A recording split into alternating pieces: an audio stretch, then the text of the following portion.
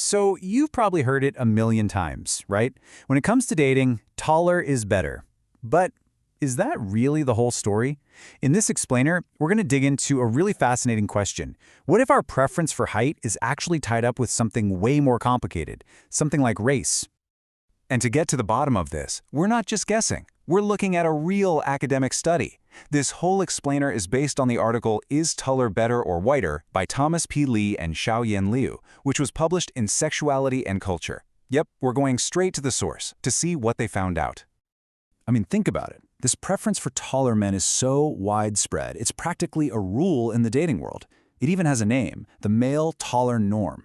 You see it everywhere, right? From dating profiles to Hollywood movies, we're constantly shown this idea that the guy is supposed to be taller than the woman. It's a huge societal expectation. Okay, but here's where this particular study throws a curveball.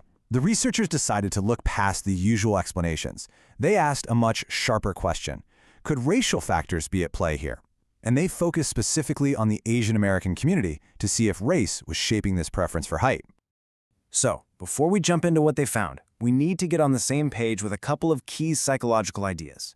The whole study is built on these two concepts, so let's quickly break them down. All right, first up is something called internalized racism. So, what is that? Well, it's what happens when someone from a marginalized group hears so many negative stereotypes about their own people that they start to, subconsciously buy into them. They start to believe these negative things are actually true. And then, on the complete flip side, you've got racial collective self-esteem. You can almost think of this as the antidote to internalized racism. It's all about how good someone feels about being part of their own racial or ethnic group, the pride, the positivity, that sense of value. It's basically a measure of how strong their positive racial identity is. Okay, so we have these two big ideas, internalized racism and racial collective self-esteem. Now the question is, how did the researchers actually go about testing the link between these attitudes and who people want to date? Well, they used an online survey. They got responses from 300 Asian American women.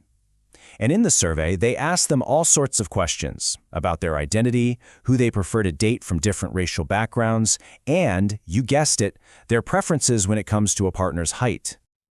And this is where things get really interesting. This brings us to the heart of the study. What did the data actually show? Let's dive into the key findings. So, finding number 1.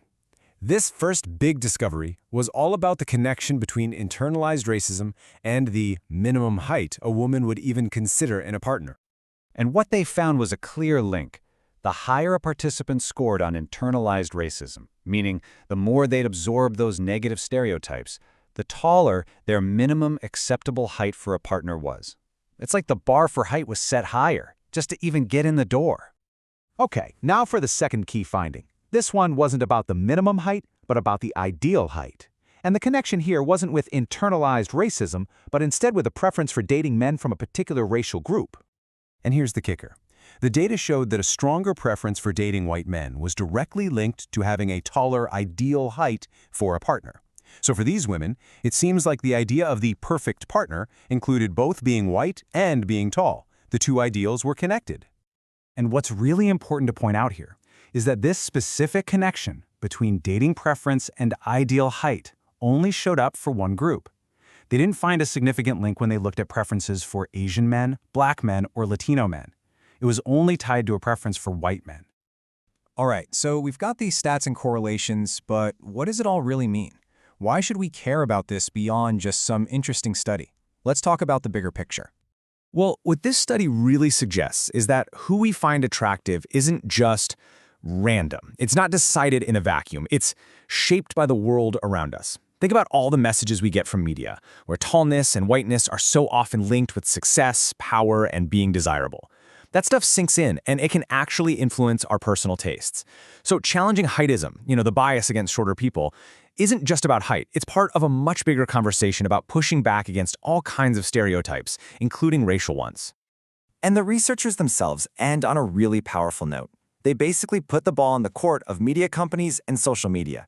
They argue that if we start seeing more men of all different heights portrayed in a positive light, it could help tear down this whole problematic preference that's tied to negative stereotypes.